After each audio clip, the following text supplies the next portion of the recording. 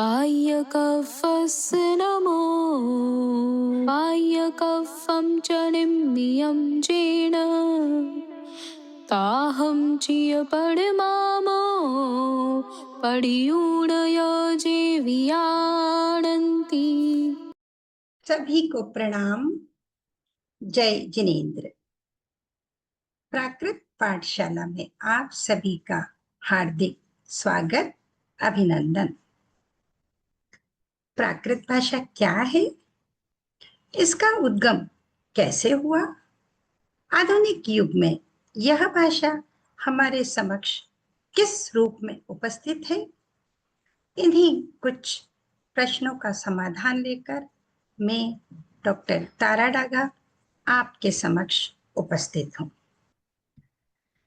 प्राकृत भाषा की उत्पत्ति या उसके उद्गम को जानने के लिए हमें आदिम युग की ओर लौटना होगा और भाषा के विकास के इतिहास पर दृष्टि डालनी होगी।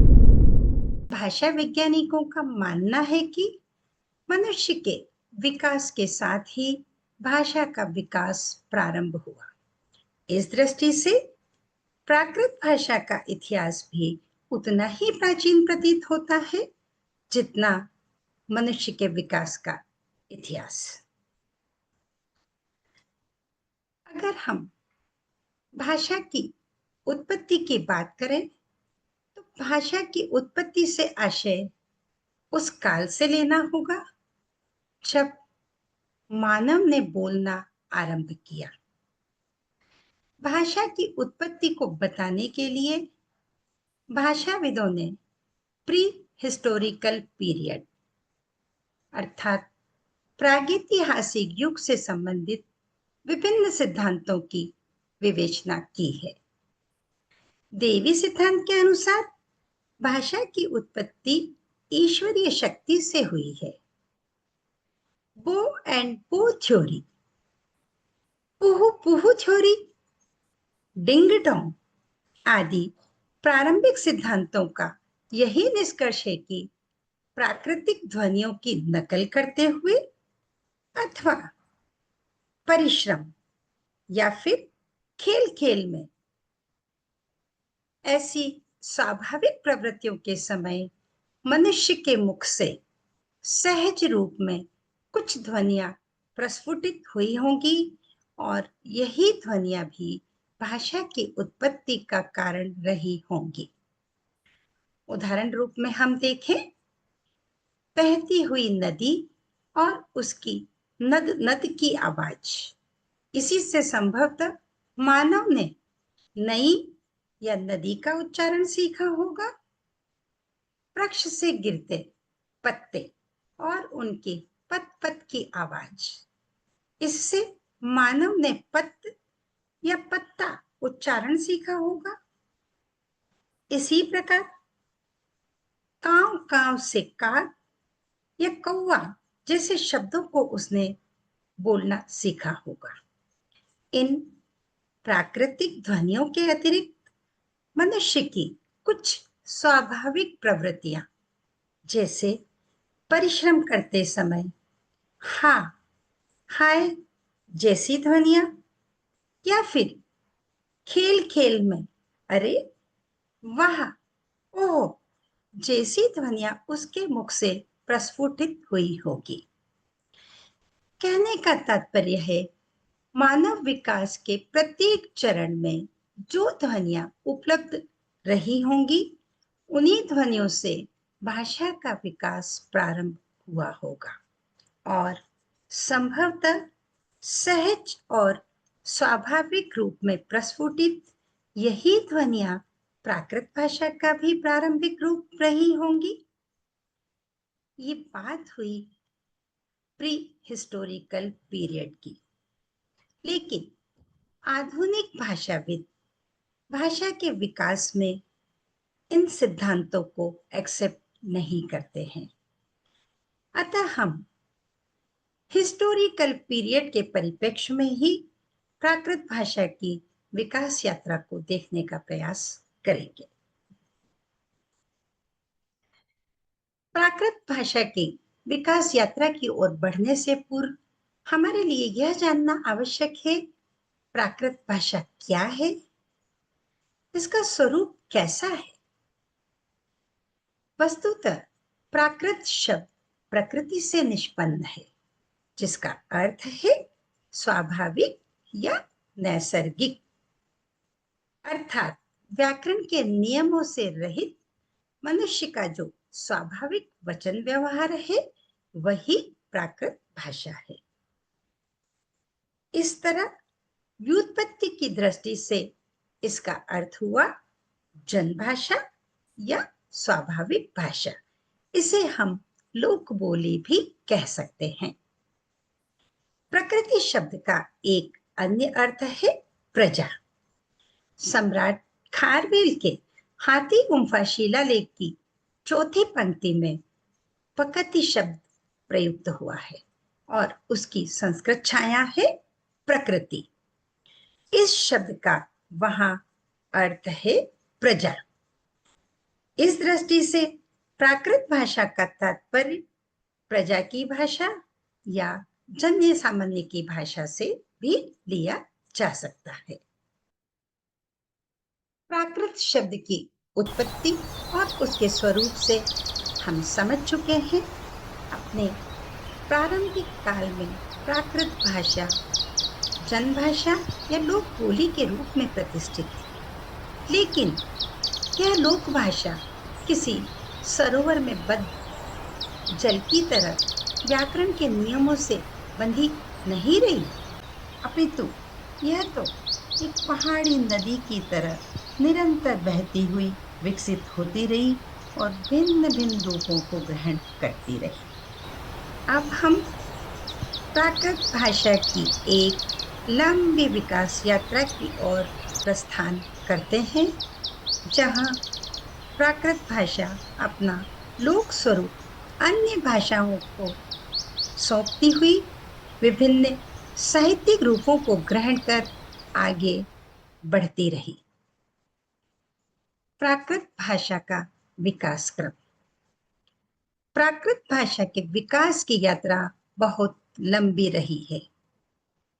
अनेक विद्वानों ने प्राकृत भाषा की इस विकास यात्रा को हिस्टोरिकल पीरियड अर्थात ऐतिहासिक परिप्रेक्ष्य में समेटते हुए भिन्न भिन्न स्तरों एवं भिन्न भिन्न युगों के माध्यम से प्रदर्शित करने का प्रयास किया है। इसमें डॉक्टर नेमीचंद शास्त्री, डॉक्टर जगदीश चंद्र जैन आदि विद्वान प्रमुख है। इस विकास यात्रा की चर्चा करते हुए इन विद्वानों में कुछ भिन्नताएं भी दृष्टिगत होती हैं, लेकिन मूल रूप में कोई भेद दिखाई नहीं पड़ता है। यहाँ हम सरल और सुबोध शैली में आपके सामने प्राकृत भाषा के विभिन्न विकास के स्तरों को प्रदर्शित करने का प्रयास करेंगे। प्रथम स्तरीय प्राकृत, द्वितीय स्तरीय प्राकृत, तृतीय स्तरीय प्राकृत, देन अपभ्रंश युग, अंततः आधुनिक युग। प्राकृत भाषा के विकास के इन विभिन्न स्तरों पर हम अब विस्तार से चर्चा करेंगे। प्रथम स्तरीय प्राकृत, फर्स्ट स्टेज ऑफ प्राकृत। 2000 ईसा पूर्व से 600 ईसा पूर्व तक की प्राकृत प्रथम स्तरीय प्राकृत के रूप में जानी जाती है। इस काल में प्राकृत भाषा जनभाषा या लोक बोली के रूप में विद्यमान थी। जन सामान्य बोलचाल में इसी भाषा का प्रयोग करते थे। विद्वानों ने इसे कथ्य प्राकृत का नाम दिया है। कहने का तात्पर्य है, अपने प्रथम स्तर में प्राकृत भाषा जनभाषा के रूप में विद्यमान थी और यह कथ्य प्राकृत के रूप में जानी गई है। चूंकि अपने प्रथम स्तर में प्राकृत भाषा लोक बोली के रूप में थी और हम सभी जानते हैं लोक बोली परिवर्तनशील होती है। यही कारण है वैदिक काल में ही प्राकृत भाषा के अनेक रूप प्रचलित हो गए। विद्वानों का ऐसा मानना है इन्हीं में से कोई एक रूप परिमार्जित होकर संस्कारित होकर वेदों की भाषा बनी। भाषाविदों ने प्राकृत एवं वैदिक भाषा में ध्वनि तत्व और विकास की प्रक्रिया की दृष्टि से कई समानताएं परिलक्षित की हैं। कुछ समानताएं आपकी स्क्रीन पर हैं। वैदिक भाषा और प्राकृत भाषा, इन दोनों ही भाषाओं में राजा शब्द के लिए रायु शब्द का प्रयोग हुआ है। इसी प्रकार पत्नी के लिए जाया शब्द का प्रयोग मिलता है। बकरा शब्द, इसके लिए वैदिक भाषा और प्राकृत भाषा दोनों में ही छाग का प्रयोग हुआ है। इसी प्रकार पीपल के वृक्ष के लिए दोनों ही भाषाओं में पिप्पलम शब्द का प्रयोग मिलता है। वैदिक भाषा और प्राकृत भाषा में ये समानता कहीं ना कहीं प्राकृत भाषा को वैदिक भाषा के निकट ले जाती है और इन दोनों के बीच के एक गहरे अंतः संबंध की ओर संकेत करती है। प्रथम स्तरीय प्राकृत के स्वरूप से हम यह समझ चुके हैं ईसा पूर्व 2000 से 600 ईसा पूर्व तक प्राकृत भाषा लोक बोली के रूप में विद्यमान थी। इस काल का लिखा हुआ कोई साहित्य हमारे समक्ष उपस्थित नहीं है। यही कारण है विद्वानों ने इस काल की प्राकृत को कथ्य प्राकृत का नाम दिया है। लेकिन लगभग 600 ईसा पूर्व के बाद से प्राकृत भाषा साहित्य के क्षेत्र में प्रवेश करती है और धीरे धीरे आगे की ओर बढ़ती है।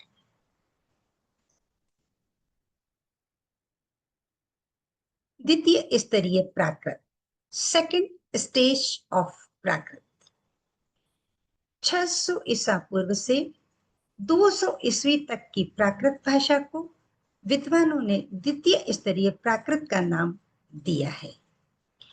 इस काल में प्राकृत भाषा साहित्य के क्षेत्र में प्रवेश करती है और साहित्यिक प्राकृतों का यहीं से जन्म होता है।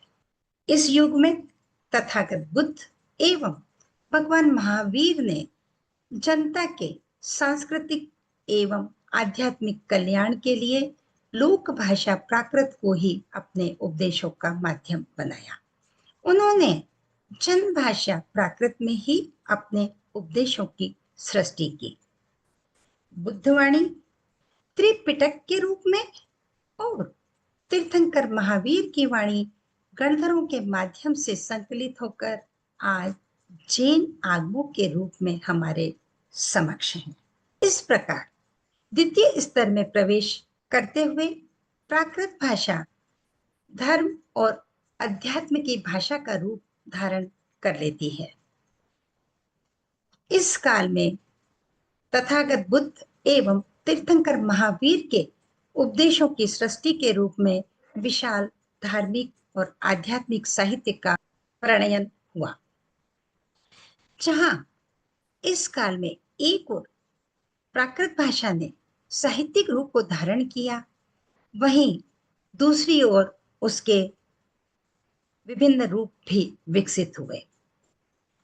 तथागत बुद्ध के उपदेशों के रूप में संकलित त्रिपिटक की भाषा पाली के रूप में जानी गई तथा तीर्थंकर महावीर द्वारा उपदिष्ट जैन आगमों की भाषा अर्धमागधी एवं शोरसेनी के रूप में प्रवाहित हुई।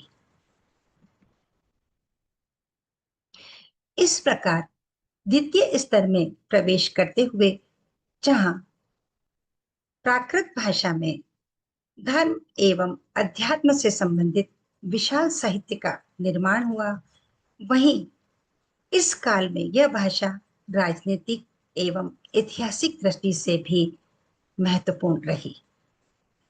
सम्राट अशोक ने जन सामान्य में प्राकृत की लोकप्रियता को देखते हुए इसी भाषा में शिलालेख खुदवाकर जन जन तक अपना संदेश पहुंचाया। सम्राट अशोक के ये शिलालेख प्राचीन भूगोल, इतिहास एवं राजनीति के महत्वपूर्ण दस्तावेज हैं। इसी काल में सम्राट खारवेल का लिखा हाथी गुम्फा शिलालेख भी प्राकृत भाषा में प्राप्त होता है। यह शिलालेख ऐतिहासिक दृष्टि से बहुत महत्वपूर्ण है।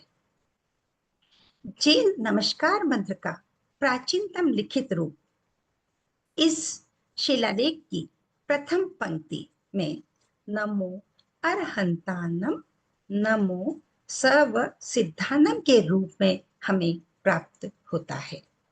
यही नहीं, हमारे देश का नाम भारतवर्ष है, इसका लिखित प्रमाण भी हमें इसी शिलालेख में देखने को मिलता है। इस शिलालेख की 10वीं पंक्ति में भारतवर्ष के रूप में भारतवर्ष का उल्लेख हुआ है। इस प्रकार हम देख रहे हैं द्वितीय स्तरीय प्राकृतिक, राजनीतिक और ऐतिहासिक दृष्टि से अत्यंत महत्वपूर्ण है। साथ ही इस काल में पाली, अर्धमागधी और शोरसेनी के साथ साथ प्राकृत भाषा का एक नया विकसित रूप शिलालेखी प्राकृत के रूप में भी हमें मिला।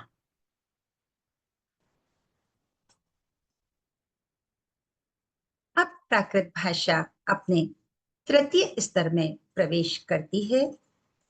200 ईस्वी से लेकर 700 ईस्वी तक की प्राकृतें तृतीय स्तरीय प्राकृत के नाम से जानी गई हैं। प्राकृत भाषा के विकास का यह काल सबसे अधिक महत्वपूर्ण है।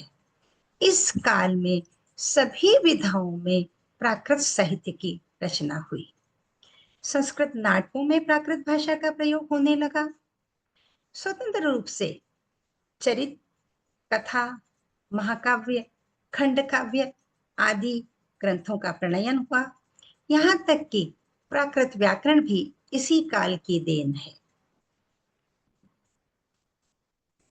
अगर हम बात करें संस्कृत नाटकों में प्राकृत भाषा के प्रयोग की, संस्कृत नाटकों में प्राकृत भाषा का प्रयोग लगभग ईसा की पहली शताब्दी में ही प्रारंभ हो गया था। अश्वघोष के शारिपुत्र प्रकरण में अर्धमागधी, मागधी एवं शूरसेनी प्राकृतों के प्राचीन रूप उपलब्ध हैं। लेकिन दूसरी तीसरी शताब्दी में जन सामान्य में प्राकृत के प्रति रुझान को देखते हुए प्राकृत के प्रति जनता का जो आकर्षण था उसे महसूस कर संस्कृत के कवियों ने अपने नाटकों में प्राकृत भाषा को बहुलता से स्थान दिया। हम बात करें भास के चारुदत्तम की, 4 अंकों के इस नाटक के द्वितीय अंक में तो संस्कृत का प्रयोग ही नहीं है। चतुर्थ अंक में केवल एक पात्र संस्कृत बोलता है और शेष 2 अंकों में भी प्राकृत की ही प्रधानता है। अब मैं बात करूं कालिदास की अभिज्ञान शाकुंतलम की, विश्व प्रसिद्ध संस्कृत नाटक, और आपको ये जानकर आश्चर्य होगा संपूर्ण नाटक में कालिदास की नायिका शकुंतला प्राकृत भाषा में ही संवाद करती है। एक और नाटक की हम बात करते हैं मृच्छकटिकम। इसके रचयिता है महाकवि शूद्रक। यह नाटक संस्कृत का प्रसिद्ध नाटक माना जाता है, लेकिन इस नाटक में 30 पात्रों में से 20 से अधिक पात्र प्राकृत भाषा में ही संवाद करते हैं। ऐसा प्रतीत होता है यह नाटक प्राकृत भाषा का ही है। संस्कृत नाटकों में प्राकृत भाषा के प्रयोग के साथ साथ इस युग में प्राकृत भाषा में स्वतंत्र रूप से चरित ग्रंथ, कथा ग्रंथ, महाकाव्य आदि का भी प्रणयन होने लगा। आचार्य विमल सूरी ने पौम चरियम की रचना करी। राजा हाल ने मुक्तक काव्य के रूप में गाहा सत्सई की रचना करी। महाकाव्य के रूप में 5वीं शताब्दी में सेऊ बंधु की रचना हुई। अगर हम कथा ग्रंथों की बात करें, आचार्य पादलिप सूरी ने ईसवी सन की 2री-3री शताब्दी में ही स्वतंत्र कथा ग्रंथ के रूप में तरंग वही कहा की रचना की। 4ठी शताब्दी तक आते आते संगदास गणी एवं धर्मदास गणी ने प्राकृत के प्रमुख कथा ग्रंथ वसुदेव हिंडी की रचना कर प्राकृत कथा साहित्य को नई ऊंचाइयां प्रदान करी। इस प्रकार 7वीं शताब्दी के बाद भी प्राकृत में अनेक कथा ग्रंथ, चरित ग्रंथ, महाकाव्य आदि लिखे जाते रहे, जैसे समरैच कहा, कुबलेमाला कहा, लीलावई, रयनवाल कहा आदि रचनाएं निरंतर प्राकृत भाषा में होती रही। वस्तुतः तृतीय स्तरीय युग प्राकृत भाषा के विकास की दृष्टि से अत्यंत ही महत्वपूर्ण युग माना गया है, क्योंकि इस काल में सभी विधाओं में प्राकृत भाषा की रचनाएं हुई। नाटकों के साथ साथ कथा, काव्य, चरित ग्रंथ, खंड काव्य, महाकाव्य सभी इस काल की महत्वपूर्ण देन है कि इस युग में प्राकृत भाषा ने एक नया रूप धारण किया, जो सामान्य प्राकृत या महाराष्ट्रीय प्राकृत के नाम से जाना गया है। प्राय प्राकृत व्याकरणों ने प्राकृत के इसी रूप को नियमबद्ध करके अपने व्याकरण ग्रंथों में स्थान दिया है। अब हम बात करें प्राकृत व्याकरण की। जब कोई भी भाषा साहित्य की भाषा बन जाती है तो उसे नियमों में बांधना आवश्यक हो जाता है। प्राकृत भाषा के साहित्यिक पद पर प्रतिष्ठित होने के पश्चात लगभग 2री-3री शताब्दी में प्राकृत भाषा के प्रारंभिक व्याकरण लिखे जाने लगे। वररुचि ने प्राकृत प्रकाश की रचना करी। चंड ने प्राकृत लक्षण की रचना कर प्राकृत व्याकरण को प्रारंभिक रूप प्रदान किया। इस प्रकार तृतीय स्तर पर आते आते प्राकृत भाषा के स्वरूप में स्थिरता आ गई। यह भाषा नियमों में बंधकर परिमार्जित हो गई। अपभ्रंश युग लगभग 700 ईस्वी से और 1200 ईस्वी तक ये युग निरंतर प्रवाहित होता है। वस्तुतः व्याकरण के निर्माण के कारण 2री-3री शताब्दी में ही प्राकृत भाषा धीरे धीरे जनजीवन या लोक बोली से परे हटती हुई साहित्य की भाषा बनती जा रही थी। जब कोई भाषा साहित्य की भाषा बन जाती है तो लोक बोली के रूप में एक नई भाषा का जन्म होता है, क्योंकि लोक भाषा सदैव प्रभावशील होती है। जब जनभाषा प्राकृत ने भी साहित्य की भाषा का रूप धारण किया तो जनभाषा ने एक नया रूप धारण कर लिया और उसे अपभ्रंश नाम दिया गया, यानी कि अपभ्रंश भाषा अब जनभाषा बन गई।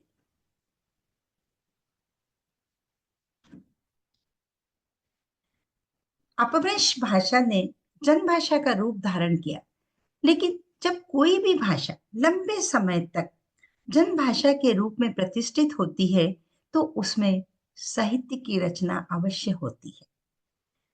धीरे धीरे अपभ्रंश भाषा में भी विशाल साहित्य की रचना होने लगी।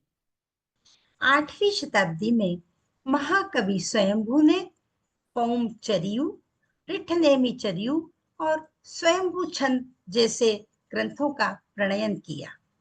9वीं शताब्दी में आचार्य पुष्पदंत ने राय कुमार चरियु, महापुराण आदि ग्रंथों की रचना की। आगे हम देखते हैं दोहा पाहुड़म, भविष्यत कहा, करकंडू चरियु, कहा कोसु आदि कथा ग्रंथों की रचना 12वीं शताब्दी तक अपभ्रंश भाषा में होती रही। 12वीं शताब्दी के बाद भी अपभ्रंश में अनेक कथा काव्य आदि लिखे जाते रहे, जैसे नेमिनाह चरियु, पंच पंडव चरियु, जम्बू चरियु आदि। और अपभ्रंश भाषा भी धीरे धीरे विकास करती हुई साहित्य की भाषा का रूप धारण करने लगी। जैसे जैसे अपभ्रंश भाषा में साहित्य की रचना होने लगी, वैसे वैसे जनभाषा के रूप में प्रवाहित अपभ्रंश भाषा ने पुनः एक नया रूप धारण कर भारतीय क्षेत्रीय भाषाओं के रूप में लोक भाषा के इस प्रवाह को निरंतरता प्रदान करी। यानी कि जब अपभ्रंश भाषा साहित्य की भाषा बन गई, तो क्षेत्रीय भाषाओं के रूप में लोक भाषा के प्रवाह जो है निरंतर रूप से बहने लगा।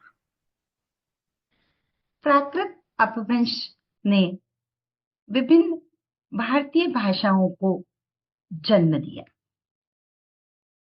प्राकृत अपभ्रंश की क्रोध से ही हिंदी का जन्म हुआ और वहीं से विभिन्न भारतीय क्षेत्रीय भाषाएं भी प्रवाहित हुई। मराठी, राजस्थानी, गुजराती, पंजाबी, कन्नड़ जैसी विभिन्न भारतीय क्षेत्रीय भाषाएं प्राकृत अपभ्रंश से ही उत्पन्न हुई हैं। चूंकि भारतीय क्षेत्रीय भाषाएं एवं हिंदी का जन्म प्राकृत अपभ्रंश की क्रोध से हुआ है, यही कारण है कि इन दोनों भाषाओं में कई दृष्टियों से समानताएं दृष्टिगत होती हैं। कुछ समानताएं आपके समक्ष हैं। प्राकृत में प्रयुक्त महिला और कमल शब्द हिंदी में भी महिला और कमल के रूप में ही प्रयुक्त हुए हैं। इसी प्रकार से हम अगर देखें, मैथिली में लोहार शब्द का प्रयोग है और प्राकृत में भी लोहार शब्द का प्रयोग है, जिसका अर्थ है लुहार। इसी तरीके से सखी शब्द उड़िया में भी सही के रूप में प्रयुक्त है और प्राकृत में भी इसके लिए सही शब्द का प्रयोग हुआ है। और भी हम कुछ देखें, आप देखिए बहिन शब्द सिस्टर, तमिल में इसके लिए अक्का का प्रयोग है और प्राकृत में भी इसके लिए अक्का का प्रयोग हुआ है। ये समानताएं हमें इस बात की ओर ले जाती है कि हिंदी एवं विभिन्न भारतीय क्षेत्रीय भाषाओं का प्राकृत भाषा और अपभ्रंश भाषा से गहरा संबंध रहा है। लेकिन साहित्यिक दृष्टि से भी हम देखें तो प्राकृत भाषा का परवर्ती साहित्य अर्थात आधुनिक भारतीय भाषाओं के साहित्य पर स्पष्ट प्रभाव परिलक्षित होता है।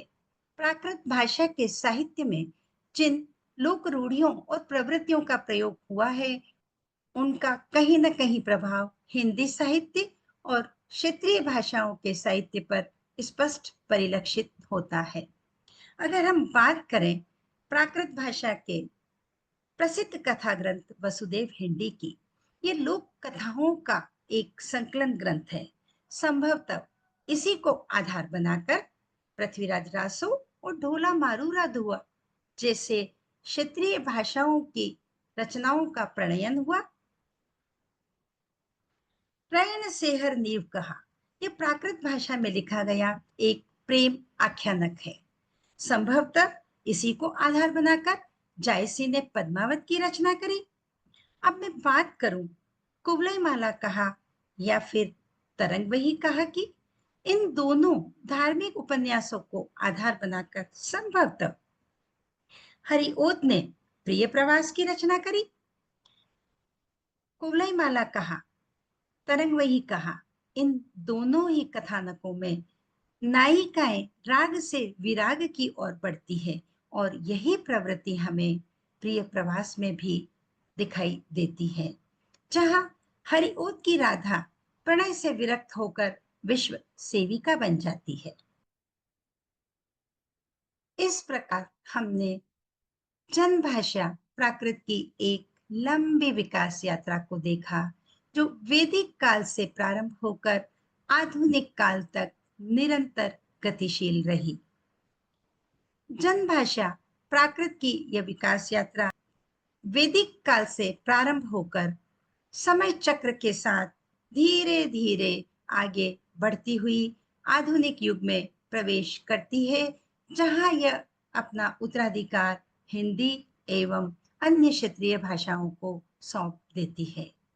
इस 4000 वर्ष की यात्रा में प्राकृत भाषा सदैव गतिशील रही, उसमें निरंतरता बनी रही। अपने प्रथम स्तर में प्राकृत भाषा जनभाषा के रूप में विद्यमान थी। लोग बोलचाल में इसी भाषा का प्रयोग करते थे। विद्वानों ने इसे कथ्य प्राकृत का नाम दिया है। धीरे धीरे प्राकृत भाषा द्वितीय स्तर की ओर बढ़ती है और इस युग तक आते आते प्राकृत भाषा साहित्य के क्षेत्र में प्रवेश करती है।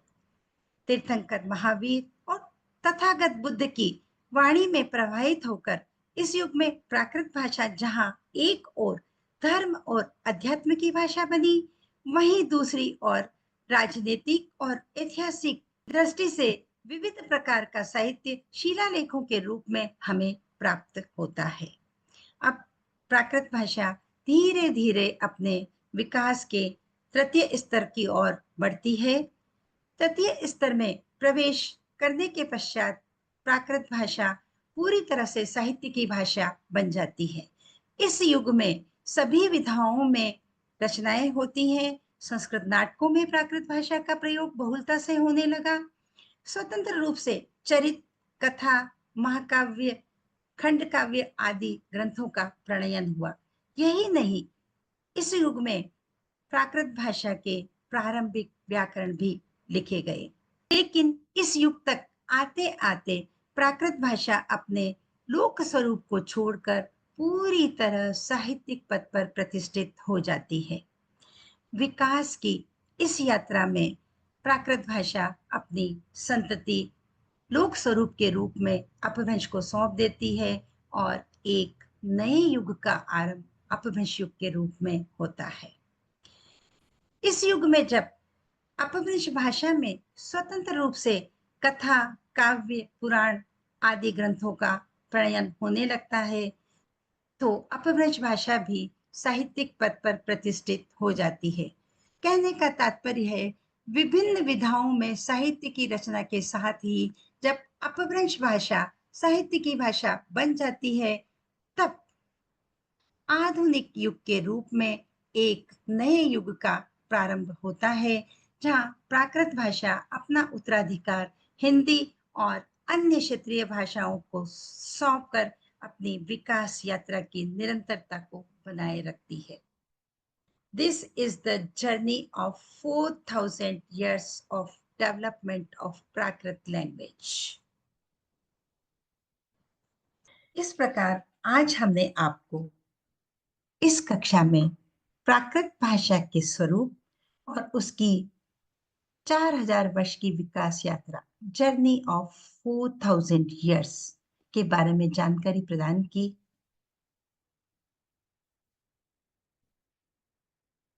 थैंक्स।